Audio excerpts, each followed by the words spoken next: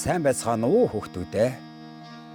Монгол ардын аман зохиолын нэгэн томоохон төрөл бол үлгэр юм.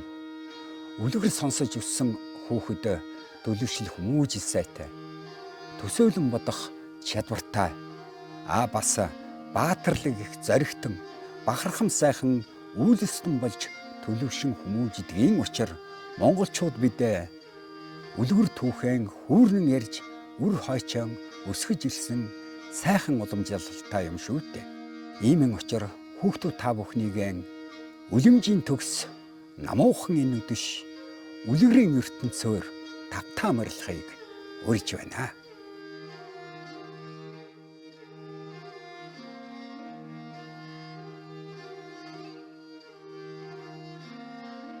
Эртээ урдын цагт нэг ээж 4 хүүхдтэйгээ амьдардаг байжээ. Хүүхдүүд нь өглөөнөөс ахуулаад орой болтол тасралтгүй тоглодог байж. Нэг өдөр ээжийн би их хүн дээр өвдөж хүүхдүүдэд дуудаж ингэж хэллээ. Хүүхдүүдээ, миний би их муу байна. Ээждээ аюу хөстөхүүлж өгөөч. Гэхэд хүүхдүүдийн хинэж ээжтэй туслахыг хүссэнгүй.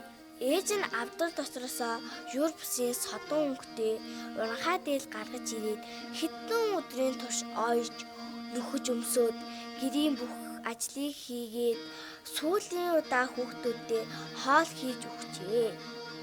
Хүүхдүүд хоолоо идэж дуусах үед ээж хүмүүсэн дээлийнх нь артлаас шувууны далавч ургаад хөхөө шувуу болж хувраад тооноор нисээд гараа явчихжээ. Хүүхдүүд сандаж ээжийнхээ хойноос гүйлдэж ээжээ буцаад ирээч. Бид нар тань дандаа тусч байна ээжээ.